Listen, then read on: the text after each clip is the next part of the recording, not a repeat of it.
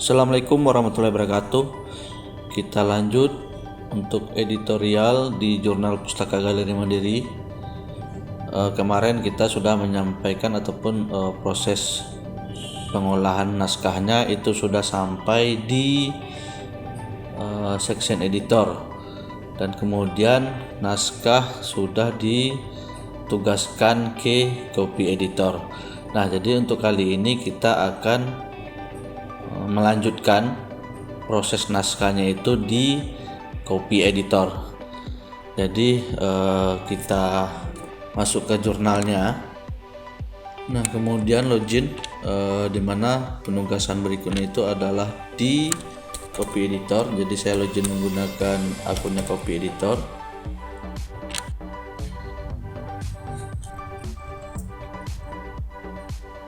Nah, jadi ini naskah yang sudah masuk ke copy editor. Nah, jadi copy editor hanya menangani naskah yang dikirimkan kepadanya. Nah, sebagai contoh, misalkan kita kemarin punya naskahnya Pak Prakosa, jadi kita buka dulu naskahnya.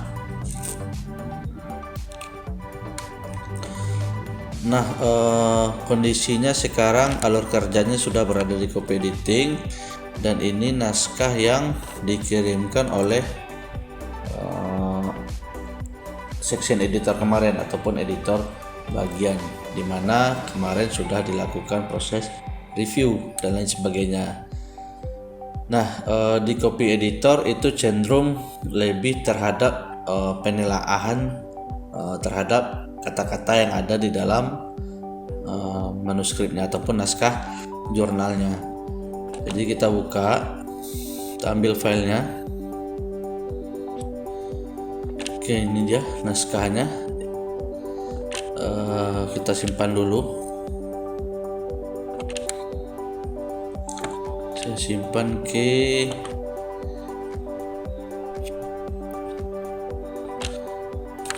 copy editing.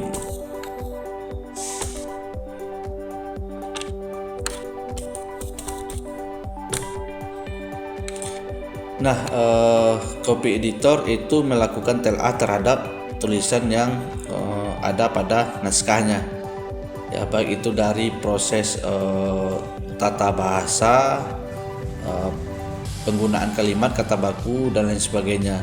Terutama itu adalah bagian typo, yaitu yang sering terjadi pada saat author menulis naskah ataupun manuskrip dari artikel. Nah, jadi copy editor itu ngecek lagi, dibaca lagi seluruhnya, kemudian ngecek kalau ada typo, penggunaan kata yang tidak pada tempatnya itu boleh diedit oleh editor copy editornya. Kemudian di sini agar lebih mempermudah, saya sedikit menggunakan sebuah aplikasi ataupun website yang bernama Typo Online. Ini adalah typoonline.com. Ini penelaahan tata bahasanya berdasarkan KBBI. Nah, bagi Bapak Ibu copy editor yang menggunakan Typo Online itu boleh daftar dulu gratis. Jadi kalau sudah punya akun, misalkan sudah punya akun, boleh tinggal masuk saja, kemudian login. Kalau belum, didaftar terlebih dahulu.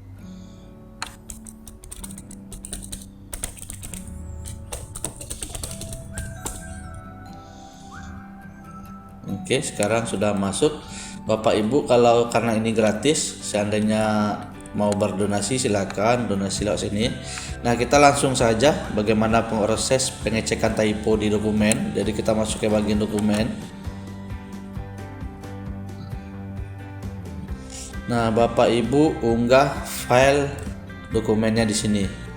Ya, jadi kita punya tadi file di copy editing, ini dia. Kita unggah ke sini. Kita tunggu prosesnya Bapak Ibu. Nah, setelah kita klik OK tadi, ini akan kelihatan ada beberapa kata yang ditandai. Nah, jika seandainya kata itu masih tidak typo ataupun masih kata baku cuman ditandai, itu berarti belum ada di database si typo online ini. Jadi Bapak Ibu boleh abaikan kalau seandainya kata itu tidak bermasalah. Contohnya misal di sini ini ditandai di Karang. Nah, ini kalau tidak ada masalah, abaikan saja.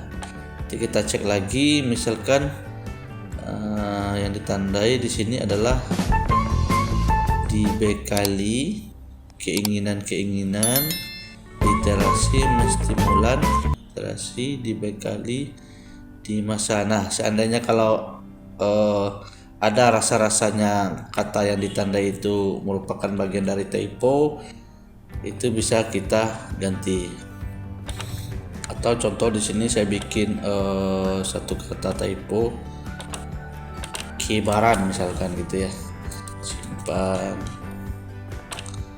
Nah, nanti dia bakalan tercek bahwasannya itu adalah kata typo.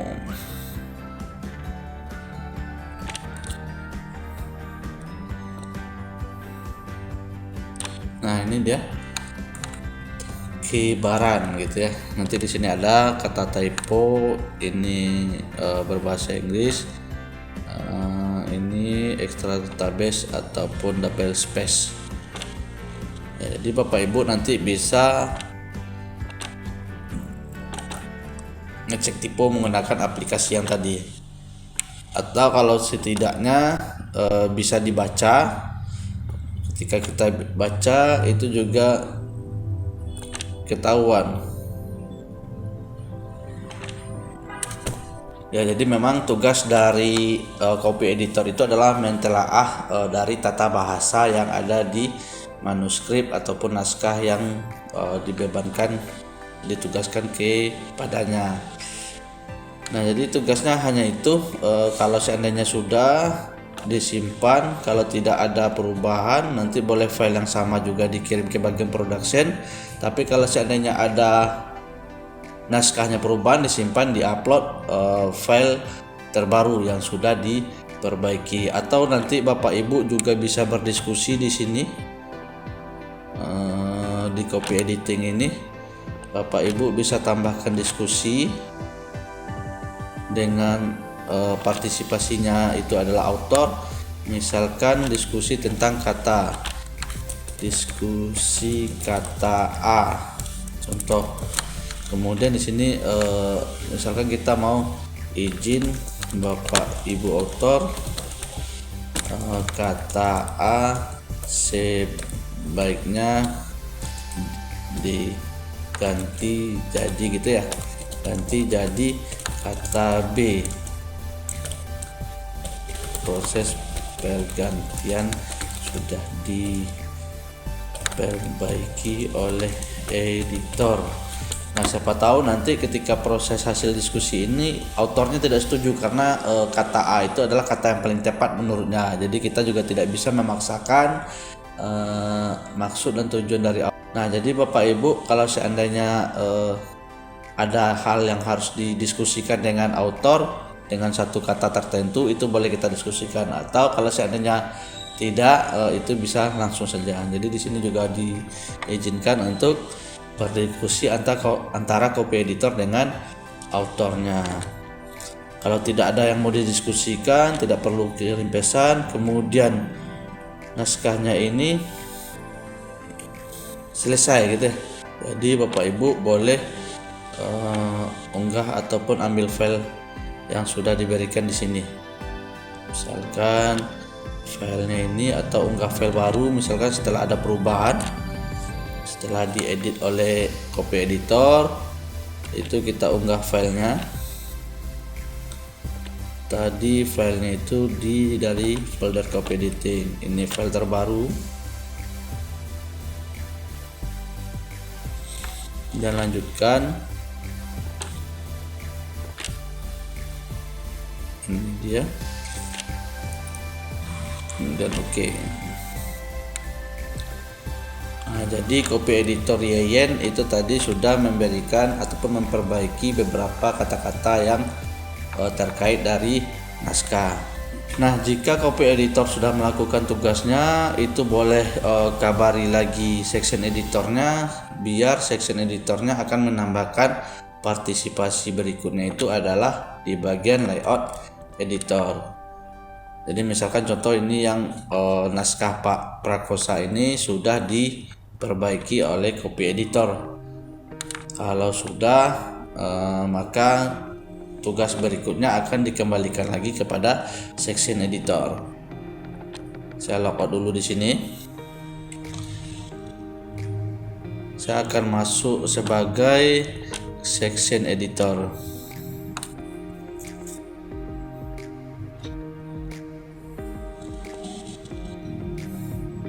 Nah, tadi yang Pak Prakosa itu sudah dilakukan proses copy editing. Tandanya di sini sudah ada file yang diunggah oleh copy editornya. Kemudian si section editor akan mengirimkan ke bagian produksi. Ya, boleh dikirim notifikasinya bahwasanya naskahnya itu sekarang sudah berada di bagian produksi. Diambil file naskah yang diupload oleh copy editor. Kita rekam keputusannya. Nah, sekarang tadi kalau dia berada di copy editing, sekarang berada di bagian produksi. Tugas berikutnya dari section editor itu adalah menugaskan bagian dari layout editor. Nah, kalau di sini namanya itu adalah editor tata letak. Cari editornya. Nah, di sini ada nama editornya satu orang, Adinanda. Boleh kita izinkan orangnya, kemudian kita tugasi beliau.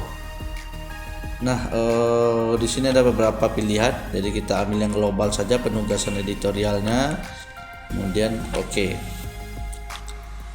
Nah, jadi walaupun di bagian dewan editor itu juga ada bagian dari proofreader, jadi bisa saja nanti proofreader ini include di dalam copy editor. Jadi copy editor itu juga sekaligus bisa digunakan ataupun berperan sebagai proofreader karena beliau membaca kembali, mentelaah lagi tata bahasanya.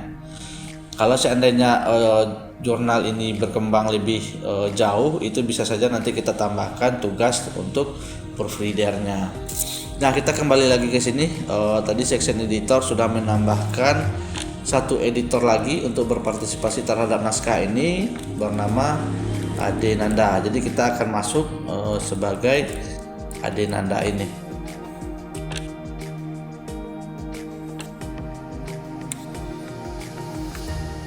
Oke, kita login sebagai layout editor ataupun editor tata letak.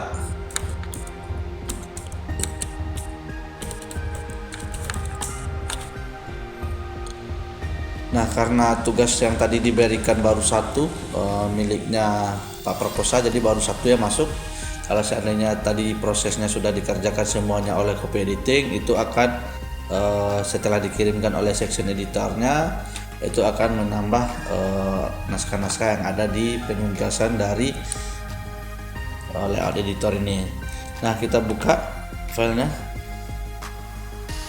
Nah, jadi tugas dari layout editor itu mencek lagi posisi tata letak sesuai template yang sudah disepakati. Nah, di mana template tersebut itu harus sesuai dengan gaya selingkung yang sudah ditetapkan. Jadi file yang diambilnya itu adalah bagian file yang siap produksi yang dikirimkan oleh section editor tadi, di mana file ini sudah diunggah oleh copy editor. Nah, kita buka filenya. Nah, jadi di jurnal Pustaka Galeri Mandiri, tugas dari layout editor itu adalah ngecek lagi bahwasanya tidak ada proses kesalahan dalam tata letak, kemudian menambahkan hal-hal yang sekiranya perlu ditambahkan. Sebagai contoh, misalkan di sini ada bagian full X, no X, berarti kita sesuaikan sekarang itu berada di volume 2 nomor 1 tahun 2022. Kemudian di sini adalah halamannya. Karena ini file pertama yang dikerjakan, boleh ini dibikin halaman 1 karena penomoran itu dimulai dari nomor 1. Ya, jadi ketika nanti volume 2 nomor 2 itu akan melanjutkan dari halaman terakhir dari volume 2 nomor 1 ini. Jadi karena ini bagian halaman pertama, berarti biarkan di halaman 1. Tapi kalau seandainya naskah yang sudah berikutnya ataupun naskah kedua, misalkan naskah pertama tadi itu habisnya, kalau kita cek ini dia selesainya di halaman 5, berarti di naskah berikutnya lanjut ke halaman 6. Nah, berarti di sini halaman 1 sampai 6. Nah, apalagi yang kita cek itu adalah membuang nomor HP. Ini buang.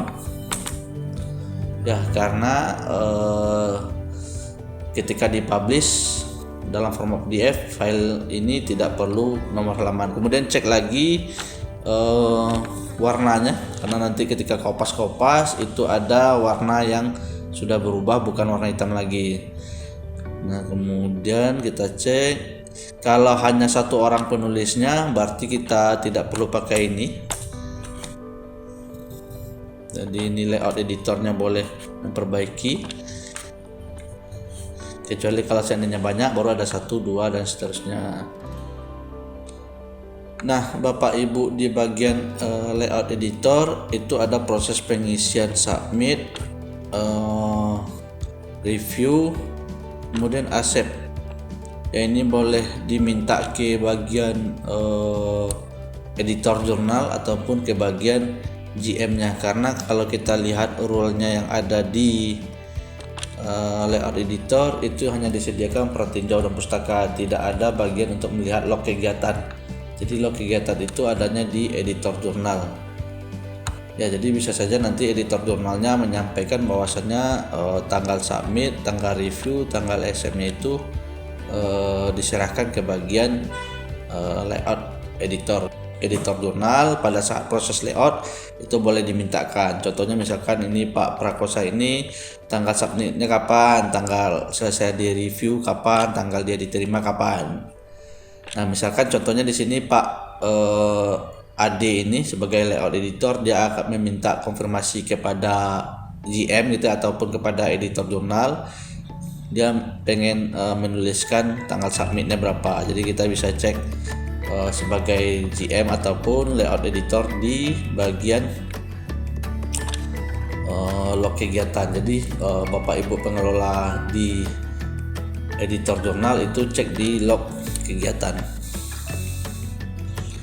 Sini ada riwayatnya, jadi bisa kita sesuaikan. Berarti dia pertama kali submit itu tanggal 9 bulan 3, berarti boleh disampaikan kepada layout editornya dia submit tanggal 9 bulan 3. Di layoutnya membuat 9/3. Kemudian selesai di review kapan, kemudian GM ataupun jurnal editornya ngecek dia di review oleh Pak Ahmad Kamal dan Pustaka Mitra. Nah, nanti dicari di tanggal paling akhir setelah selesai di review. Jadi kalau kita cek di sini tanggal 15 bulan 3 ada selesai. Jadi tanggal 15 bulan 3. Kapan dia naskahnya diterima, itu dikonfirmasi lagi bahwasannya naskahnya diterima di tanggal 17. Jadi di sini ada keputusan editor sudah diterima di tanggal 17 bulan 3. Nah, dicek lagi, berarti itu sudah tidak jadi soal. Ini karena penulisnya 1, dibuang saja. Ini sama seperti tadi, volume 2 nomor 1 2022 halaman 1 sampai 6. Kalau nggak salah tadi 6 apa 5? 5 sampai 5. Kemudian ini juga ditambahkan, berarti tanggal 9 bulan 3 2022. Tadi dia di hasil reviewnya itu di tanggal 15 03 2022, sedangkan dia diterima di tanggal 17 03 22. Nah, kemudian layout editor juga ngecek tabel dan gambar apakah sudah sesuai formatnya dengan template. Oke, kita cek lagi, ada yang kurang ini. Oke, kemudian cek ini fontnya 8 ya, karena sebagian besar autornya masih menuliskan standar font 10. Ini 8. Oke, ini udah benar. Kemudian ini juga formatnya juga udah benar.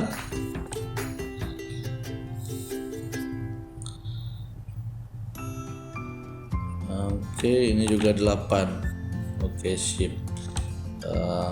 Ini antara jaraknya boleh kita rapatin sedikit. Ini tablong, dirapatin sedikit. Oke, selesai untuk tugas layout editor untuk dalam proses penempatan tata letak. Jadi kalau seandainya ada gambar yang kurang jelas, gambar buram, itu boleh didiskusikan lagi di bagian diskusi. Misalkan kita minta gambar yang lebih bagus, misalkan Pak Adi ini sebagai editor tata letak akan konfirmasi ke Pak Adinya untuk permintaan gambar terbaru dengan resolusi yang lebih tinggi, misalkan kalau seandainya gambarnya tidak jelas atau tabelnya tidak jelas, boleh dikonfirmasi lagi. Tapi kalau seandainya seperti ini itu sudah oke semua, berarti tidak ada pesan yang ingin disampaikan. Jadi file ini bisa langsung di PDF kan ya, berarti ini sudah oke. Kita PDF kan, misalkan di folder layouting.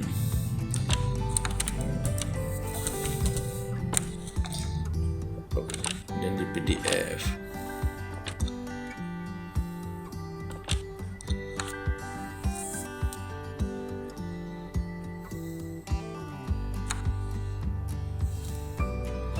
Oke, kita cek sekali lagi kalau seandainya ada yang kurang ataupun ketinggalan. Ini kita cek volume 2 nomor 1. Nah, ini masih kesalahan, ada 1 sampai 6, harusnya 1 sampai 5. Nah, berarti kita perbaiki lagi untuk pengecekan akhir. Oke, kita simpan lagi.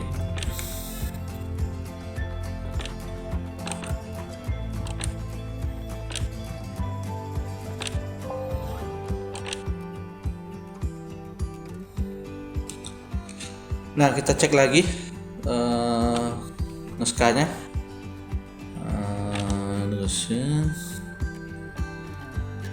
Nah, jadi fokusnya terhadap tata letak saja, karena untuk teks itu sudah dicek oleh copy editor. Ini oke, sudah.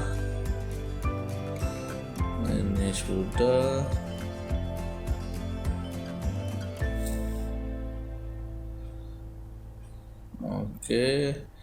Oke, siap. Berarti untuk satu naskah halaman 1 sampai 5 itu sudah selesai.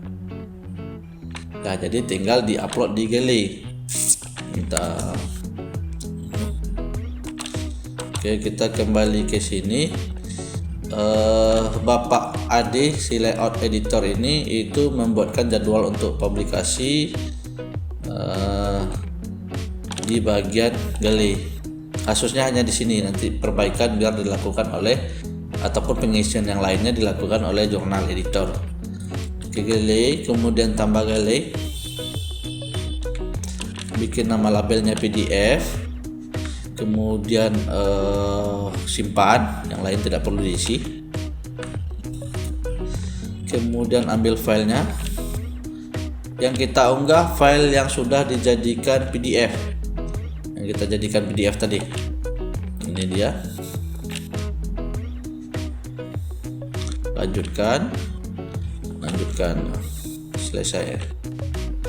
Oke, sudah selesai di bagian PDF-nya. Berikutnya itu di bagian terbitan itu yang hanya diisi oleh layout editor, karena dia yang mengerjakan itu cukup di bagian halaman, berarti halaman 1 sampai 5. Kalau sudah seperti ini simpan. Dah, sampai di situ saja. Biar kelanjutannya dilakukan oleh bagian jurnal editor. Nah, boleh masuk lagi kalau seandainya ada lagi naskah lanjutan di sini ya yang belum dikerjakan. Misalkan ada naskah berikutnya, berarti nanti penomoran halamannya dimulai dari halaman 6 dan begitu seterusnya sampai semua naskah selesai diupload di bagian Gallery. Oke, Bapak Ibu editor yang berada di Jurnal Pustaka Galeri Mandiri. Jadi itu tadi kita cukupkan sampai di bagian layout editor. Konsepnya tadi itu adalah setelah copy editor menyelesaikan tugasnya, itu akan dihubungi lagi ke bagian section editor. Section editor akan mengirimkan file ke bagian layout editor, di mana akan ditambahkan penugasannya kepada si layout editornya siapa. Kemudian si layout editor itu melakukan proses layout jika ada yang kurang dan mengupload file PDF ke bagian Gallery. Nah, selanjutnya nanti dikembalikan lagi kepada bagian editor jurnal. Oke, kita ketemu di file video berikutnya. Berarti kita cukupkan naskah ini sampai di bagian layout editor.